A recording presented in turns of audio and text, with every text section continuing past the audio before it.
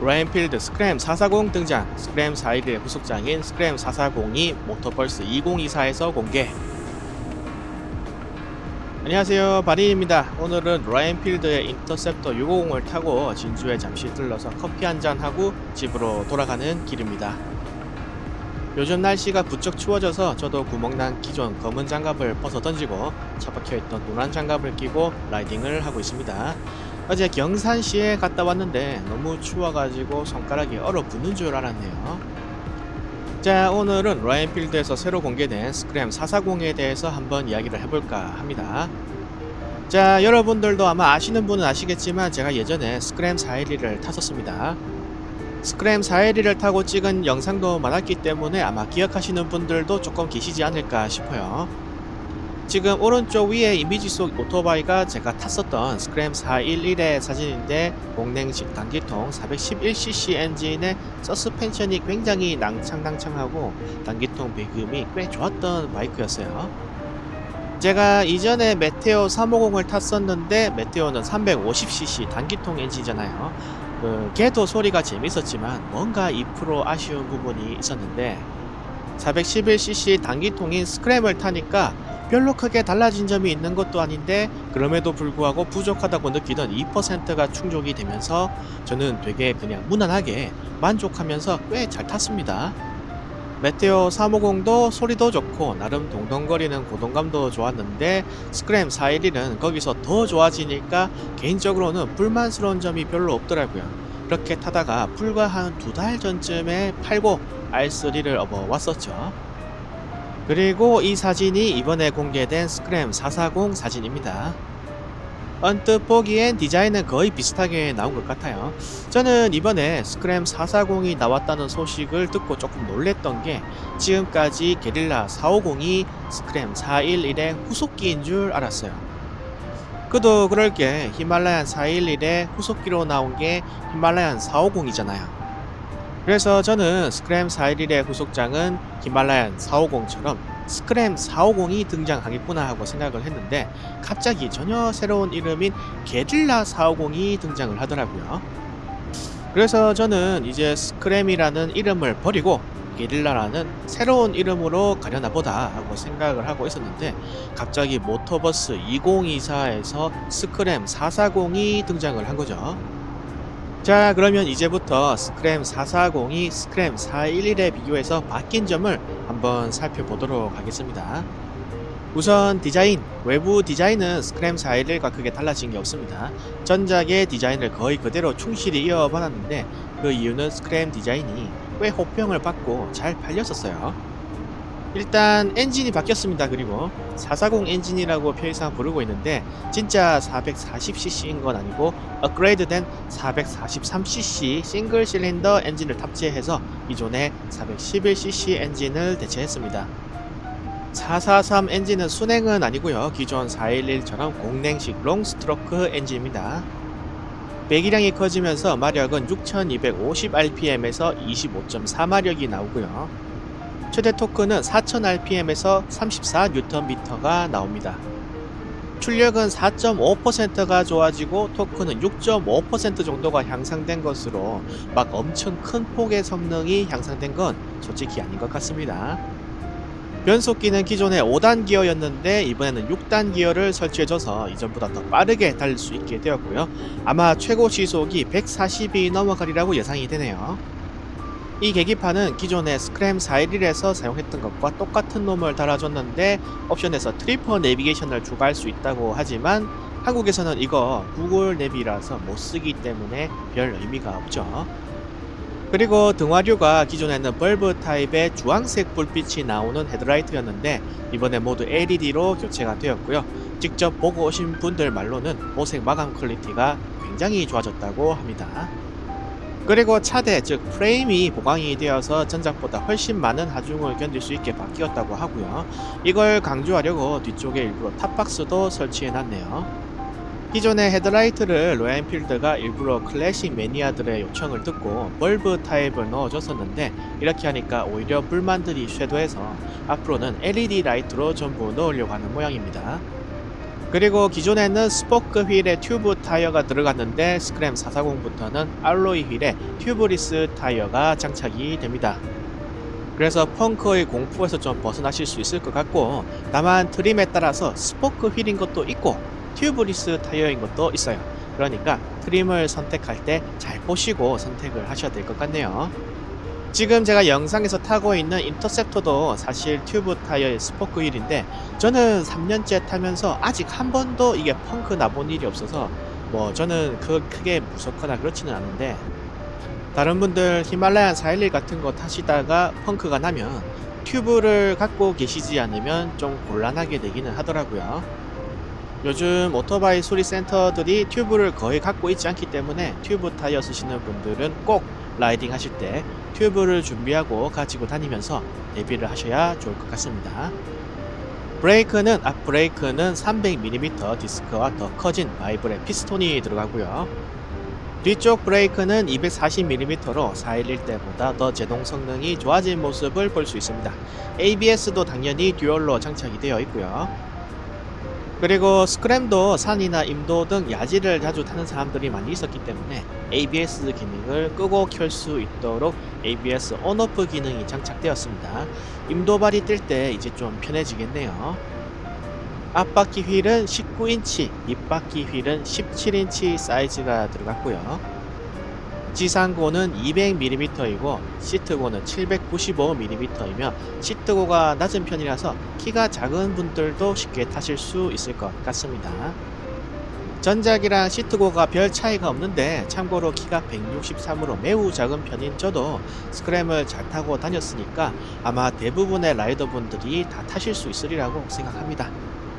제가 타고 경험하고 있는 바이크들은 키가 163인 사람도 탈 수 있다, 즉 거의 모든 라이더들이 탈 수 있다 라고 생각하시면 될 것 같아요.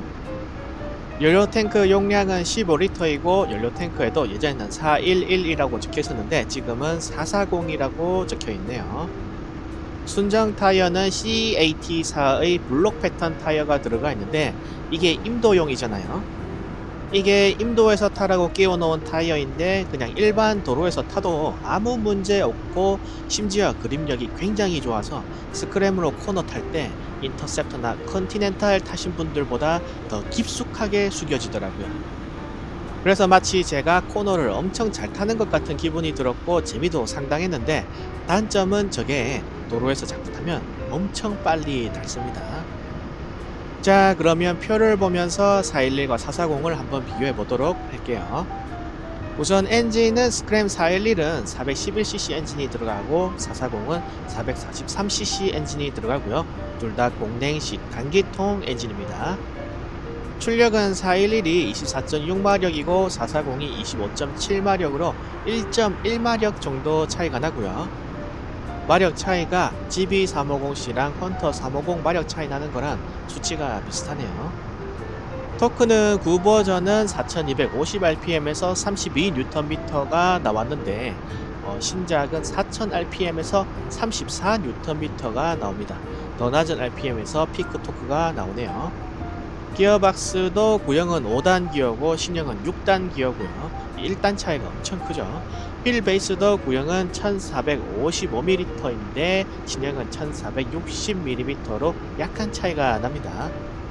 차량 중량도 구형은 185kg이고 신형은 187kg으로 신형이 2kg 정도 약간 더 무겁고요. 그 외에 서스와 제동 성능도 거의 대동소이하나 약간씩 신형이 개선이 이루어졌다고 보시면 될 것 같습니다. 그 외에 USB 충전 포트가 순정이 추가되었고요. LED 헤드라이트가 들어갔고 튜브리스 타이어가 또 들어가고 사이즈가 큰 제동 피스톤이 생기는 등 소소하게 많은 부분이 바뀌었네요. 이제 출시되는 컬러를 보시겠습니다. 트림에 따라서 휠과 타이어가 바뀌니까 눈여겨서 보시면 되겠습니다. 이 색상이 포스 블루 색상이고요. 저는 개인적으로는 얘가 제일 예쁘네요. 타이어도 튜브리스 타이어가 들어가 있고요. 다음은 포스 그레이 색상입니다. 그레이 컬러에 주황색으로 포인트가 들어가 있고 마찬가지로 튜브리스 타이어가 장착되어 있네요. 다음은 포스 스틸 컬러입니다. 참고로 색상명은 나중에 이름이 한국에서는 바뀔 수 있어요. 얘도 튜브리스 타이어가 들어가 있는 버전이고 이 다음부터는 스포크 휠에 튜브 타이어가 장착된 버전입니다. 이 녀석은 트레일 블루 컬러고요. 스포크 휠이 들어가 있죠. 근데 이 색도 저는 좀 이쁘네요. 컬러는 워낙 개인 취향이라서 사람마다 다 다르죠. 저는 좀 독특한 게 이것도 이쁜 것 같고요. 다음은 트레일 그린 컬러입니다. 녹색과 형광색 컬러가 들어간 버전이고요. 스포크 휠이 들어가 있고 미디어에서는 얘가 제일 이쁘다고 좀 소개가 많이 되어 있었습니다. 자, 소개는 여기까지 하고요. 이제부터는 제 개인적인 생각을 좀 이야기해 보겠습니다. 이번에 나온 스크램 440은 생각보다 성능이 크게 차이가 나거나 많이 개선이 이루어지지는 않았죠. 물론 보어가 3mm 늘어났기 때문에 타보시면 은근히 고동감이나 배기음, 출력이 차이가 나기는 할 텐데 막 엄청나게 큰 차이는 아닐 것 같고요. 저는 이번에 나오는 440을 411의 성능 개선 및 품질 보완판이라고 개인적으로 생각을 합니다. 사실 저는 스크램 411을 중고로 싸게 잘 업어봐서 재밌게 잘 탔지만 많은 분들이 411 시리즈를 타면서 크고 작은 불량을 경험하셨어요. 작게는 달리는 도중에 어디서 계속 잡음이 들린다거나 아니면 엔진 경고등이 계기판에 들어와서 센터에 가면 별건 아니어서 그냥 지우고 온다거나 이런 좀 작은 문제부터 크게는 출고한 다음날 기분 좋게 발이 한번 나가려고 하는데 바이크가 서버리는 일까지도 있었어요. 그래서 히말라얀 411이나 스크램 411이나 계속 할인 먹여서 신차를 400만원 후반대에 판매를 해서 가격 자체가 워낙 쌌기 때문에 사소한 그 신경 별로 안 쓰시는 분들은 지금도 3년, 5년째 잘 타고 있는 분들도 계시는데 반대로 결함이 세게 터지거나 불량에 영 기분이 짜쳐서 로얄엔필드 다시는 안 탄다 라고 생각하게 만든 모델도 사실은 이 411 시리즈였거든요. 그래서 결국 한국에서는 이 411이 단종이 되어 버렸는데 이걸 수정 보완하고 개선해서 완전히 새로 만든 게 440이지 않은가 하고 저는 생각을 합니다. 로얄엔필드에서 아픈 손가락이었던 애들을 다시 새로 만들어서 개선해서 더 완벽하게 만들어서 내놓은 거라고 볼 수 있고 솔직히 얘들이 성능이 엄청 뛰어나고 잘 나가는 애들은 아니에요. 무게가 187kg 정도 하는데 마력은 26마력 정도 하니까 거의 GB350C보다 조금 더 나은 수준의 출력인데 근데 솔직히 GB350C도 공랭식이고 근데 배기음이 좋고 고동감이 재밌어서 재밌게들 타시잖아요. 얘는 스크램블러 느낌의 공랭식 단기통 443cc 바이크다. 350cc보다 배기량이 훨씬 커서 더 재미있는 고동감과 배기음을 갖고 있지 않겠는가 하는 생각이 저는 들고요. 지금 사진에 나오는 얘가 클래식 500인데 공랭식 단기통 500cc이다 보니까 진동도 엄청나고 그렇다고 500cc인데 엄청 빠른 성능인 것도 아니었지만 이 공랭식 단기통 500cc의 정신나간 고동감과 배기음을 맛보신 클래식 매니아 분들이 이걸 너무 좋아하셔서 지금도 클래식 500 살려내라 라고 하시는 분도 있을 정도거든요. 443cc 정도면 지금 로얄엔필드 바이크 중에서 가장 얘에게 근접한 고동감이 나오지 않겠는가 하고 조심스럽게 한번 생각을 해봅니다. 제 개인적인 의견이고요. 자, 이것으로 스크램 440 영상을 마치도록 하겠습니다. 인도에서는 2025년 1월에 출시된다고 하니까 국내에는 들어오려면 다소 시간이 필요할 것 같아요. 지금 웃긴 게 로얄엔필드가 거의 2주마다 신기종을 쫙쫙 소개하고 있죠. 국내에 지금 나오려고 대기 중인 게 히말라얀 450, 게릴라 450, 베어 650, 본 클래식 350, 컨티넨탈 로켓 하울 버전, 그리고 클래식 650 등이 있는데 여기에 스크램 440까지 등장해버린 상황입니다. 굉장히 지금 로얄엔필드가 공격적으로 연속해서 새로운 모델들을 소개하고 있는 그런 상황이네요. 덕분에 내년은 좀 저에게 풍성하고 즐거운 한 해가 되지 않을까 하고 예상이 됩니다. 자, 그럼 오늘 영상은 여기서 마치고요. 다음 영상에서 또 찾아뵙도록 하겠습니다. 항상 건강하시고 알람 무복 되세요. 도로 위에서 뵙겠습니다. 영상 끝.